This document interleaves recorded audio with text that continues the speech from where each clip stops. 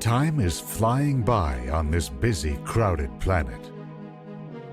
As life changes and evolves from second to second. At the same time, the arc of the human lifespan is getting longer. 67 years is the global average, up from just 20 years in the Stone Age. Modern science provides a humbling perspective. Our lives, indeed even that of the human species, are just a blip compared to the Earth, at 4.5 billion years and counting, and the universe at 13.7 billion years.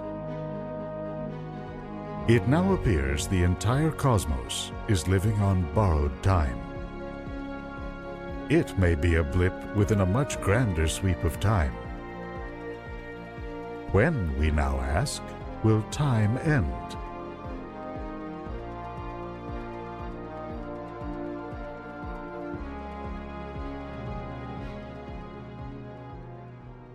Our lives are governed by cycles of waking and sleeping, the seasons,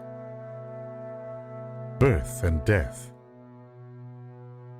Understanding time in cyclical terms connects us to the natural world, but it does not answer the questions of science. What explains Earth's past, its geological eras, and its ancient creatures?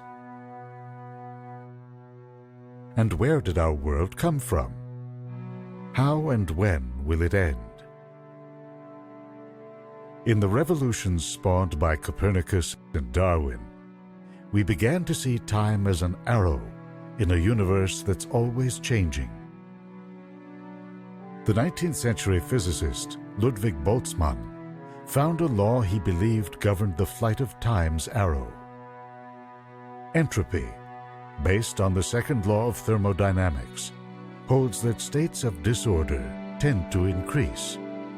From neat, orderly starting points, the elements, living things, the Earth, the Sun, the galaxy, are all headed eventually to states of high entropy or disorder.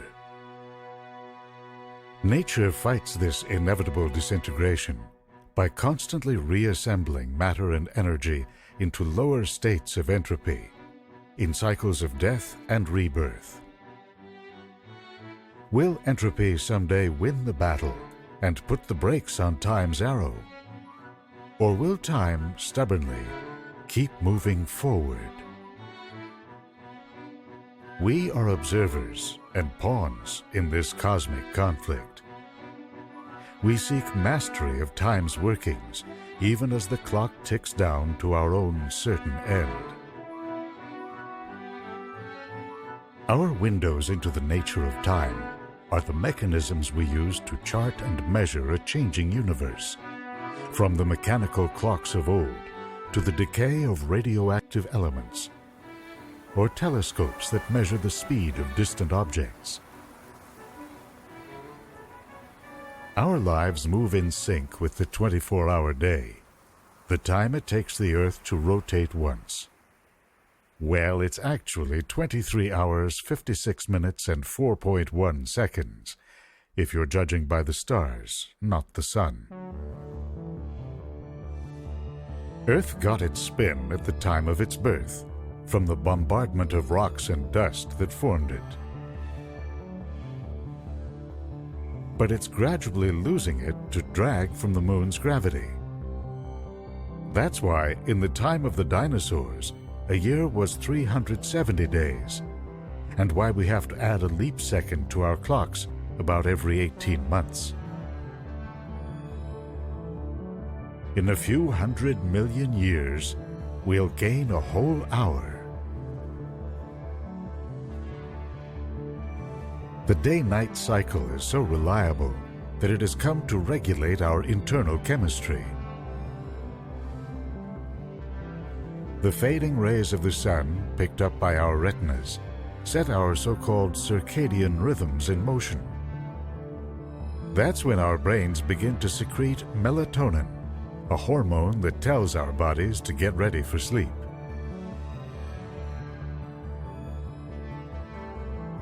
Finally, in the light of morning, the flow of melatonin stops. Our blood pressure spikes. Body temperature and heart rate rise as we move out into the world. Our days and our lives are short in cosmic terms. But with our minds, we have learned to follow time's trail out to longer and longer intervals. We know from precise measurements that the Earth goes around the Sun every 365.256366 days. Much of the solar energy that hits our planet is reflected back to space or absorbed by dust and clouds. The rest sets our planet in motion.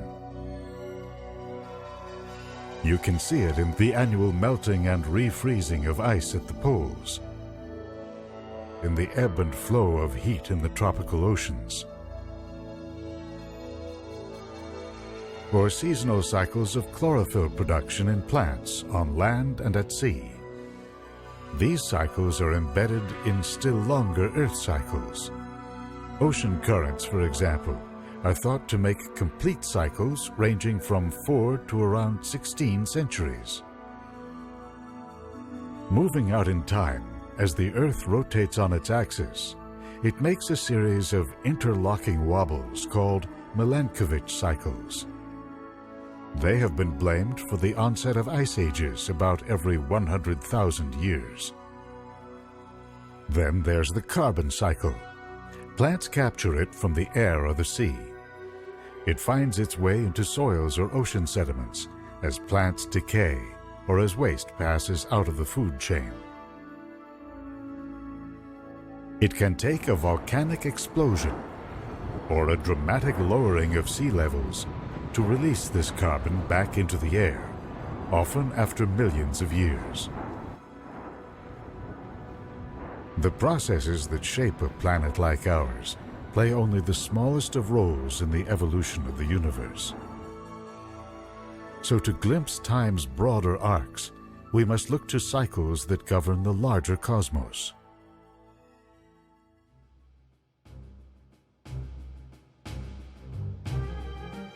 The reigning theory is that the universe began in a sudden expansion of space, the Big Bang.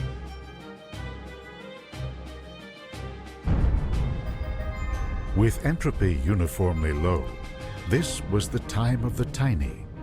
Subatomic particles like quarks and leptons stirred into a hot soup. They combined into atoms, setting in motion the primordial era. The universe cooled as it ballooned, growing dim and falling into what's known as the cosmic dark ages. After several 100 million years, larger clumps of matter had drawn together. These isolated pockets of gas became dense enough to heat up and ignite. So began the era of stars. In this glorious age, the universe seeded the rich cosmic landscapes we see in our telescopes. Trillions upon trillions of stars lit up galaxies all across the cosmos. The arc of this era is defined by the life cycles of stars, which vary according to their sizes. Stars shine because gravity crushes matter into their cores. The energy released pushes outward and balances the inward force of gravity. This battle between energy and gravity is raging in stars all around the universe. But in large stars, about 10 million years after their birth, gravity begins to gain the edge. When the mass concentrating in the core of the star reaches a critical threshold, the core collapses in on itself.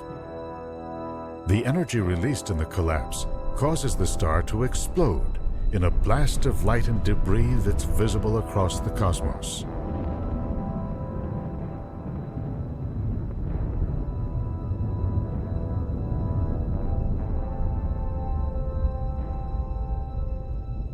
In the wake of this supernova, shock waves can cause nearby clouds of dust and gas to collapse and ignite to form generations of smaller stars like our Sun.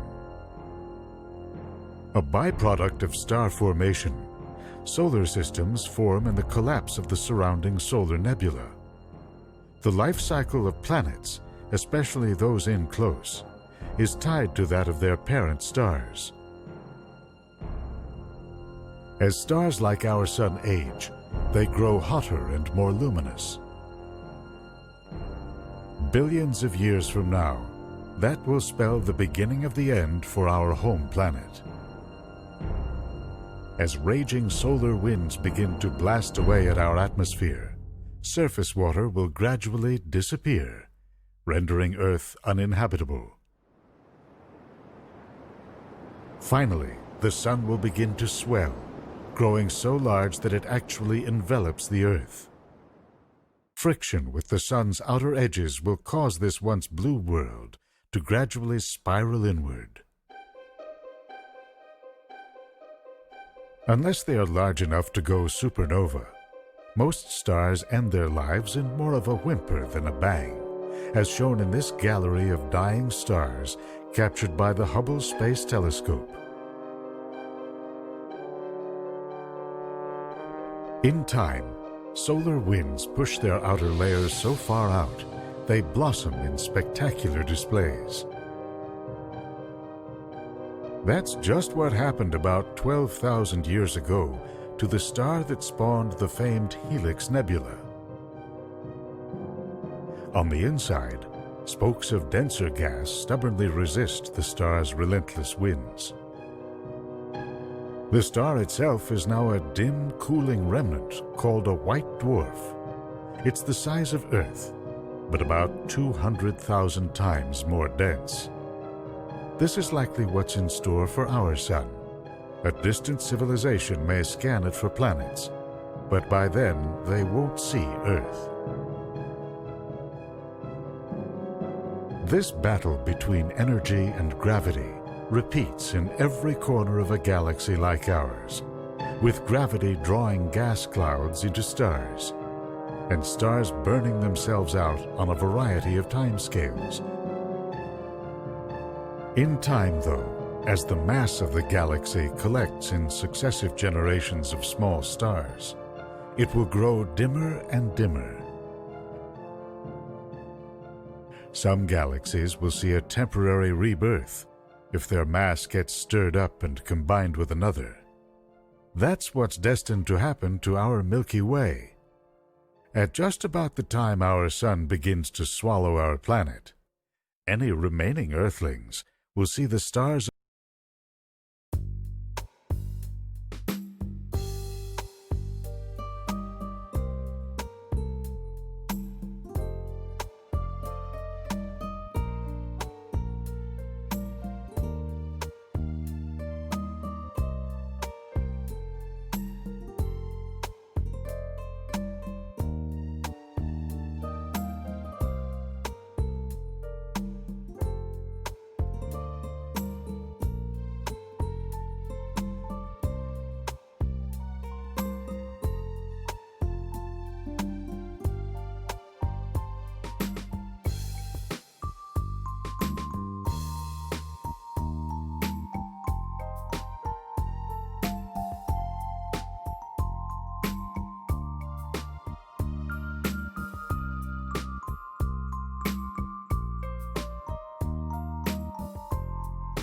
of the cosmic expansion rate show that the universe as a whole is in no danger of succumbing to gravity or of ending in a big crunch.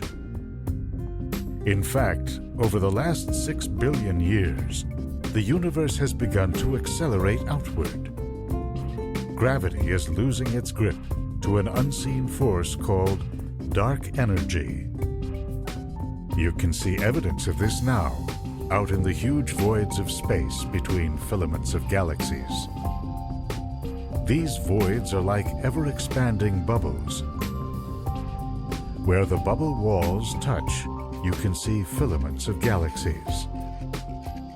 As the bubbles grow, the filaments will stretch and break. The distance between galaxies will widen at a faster and faster pace.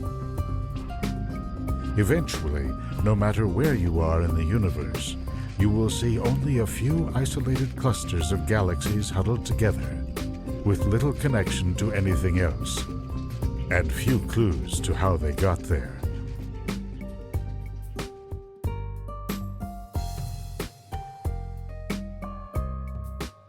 At more distant reaches of time, tens of billions of years from now, the sky will grow darker and darker as everything recedes away from everything else. A good place to be in those long twilight years of the stellar era is a place where gravity and energy have forged an extended truce. Perhaps a place like this. Not much larger than our planet Jupiter, a red dwarf is one of the smallest and dimmest stars in our universe. They have been shown to harbor planets close enough that their dim rays can sustain liquid water and life.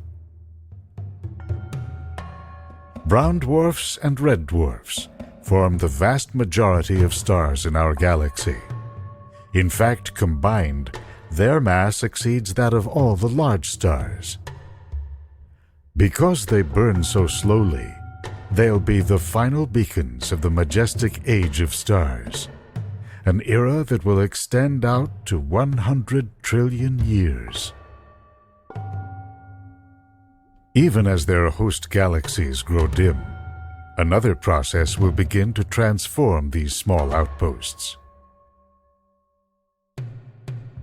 Over time, chance encounters between objects will perturb their orbits, sending some toward the center of the galaxy and others out into the void.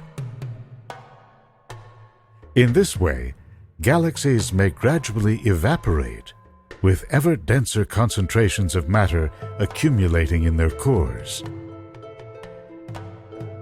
As that happens, the universe begins to take on a new character. Welcome to the degenerate era, in which the universe is populated by red and white dwarf stars steadily cooling, and by the charred remains of supernova explosions, neutron stars.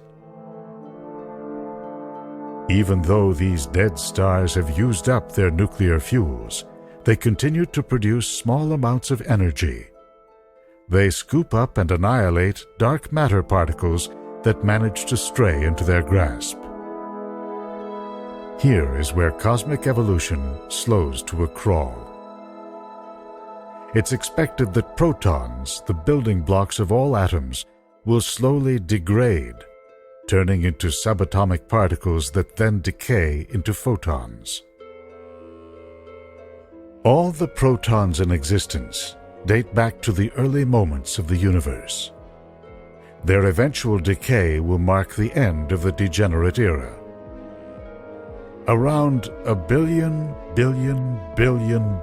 years after the Big Bang.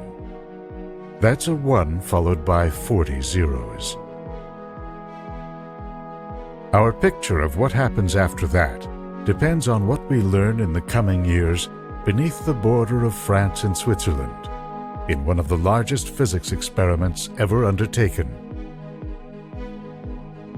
100 meters underground, the Large Hadron Collider was built to accelerate particles in opposite directions through a giant ring 27 kilometers around.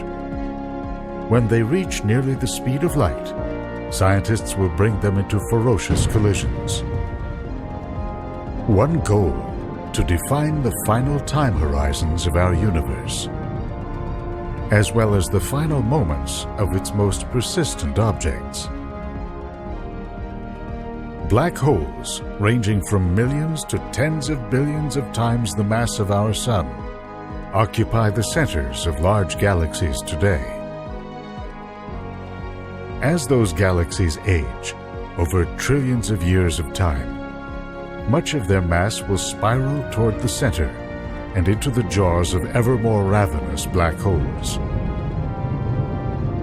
Conceivably, these black holes could end up weighing as much as a galaxy. But when they finally stop growing, will they too be subject to the ravages of time? According to the physicist Stephen Hawking, the answer is yes. He proposed a theoretical process of decay that scientists are hoping to test in high-energy particle collisions at the Large Hadron Collider. The idea is that throughout our universe, particles of opposite charge constantly well up in the vacuum of space. They normally destroy each other. But when this happens at the event horizon of a black hole, one particle can be pulled in while the other escapes. That has the effect of slowly siphoning energy and mass from the whole. If this is true, then even black holes are eventually doomed. But finding out for sure is not easy. Creating a micro-black hole, it seems, will take more energy than any Earth-bound collider can pack. That is, unless there's more to nature and to gravity than we've thought. The key lies in whether the universe we know is part of a more complex cosmic reality beyond the three spatial dimensions, plus time, that we experience in our everyday lives. We may be like an insect living on the two-dimensional surface of a pond, unaware of the deep and complex reality below it. It may be possible that an unseen extra dimension could intersect our world on an extremely tiny scale. According to some scientists, when particles collide at very high energies, the additional gravity needed to create a micro-black hole could come from the extra dimension. They'll know a black hole is there when they see the shower of particles predicted by Hawking's theory. Its presence will open a brief window to a deeper cosmic reality, while shedding light on the ultimate future of our universe. Based on Hawking's theory, a black hole observed today will take its last gasp when the clock strikes 10 to the 100th years from now, a number known as a googol. That's the end of the universe as we know it. But look beyond that to say 10 to the googol, a googolplex years. If you wrote all the zeros in that number in tiny one-point font, it would stretch beyond the observable universe. Will the great arrow of time have come to rest by then? Not if modern theories are correct. They hold that our universe is part of a much larger cosmic cycle of birth and death, with whole new universes coming into being in the space beyond our own. The time horizons of our universe may well be a blip in this grander scheme of things. Back to Earth now. We are products of the great era of stars and witnesses to its great spectacles of gravity and energy. No doubt there are other beings somewhere out there who are attempting to comprehend the universe. They too may invent the idea of time and develop their own theories on where it's all leading. Their discoveries and ours will not survive the entropy at work in the universe, as we all go the way of the stars, and as our universe gives way to grand new eras in the life of the cosmos.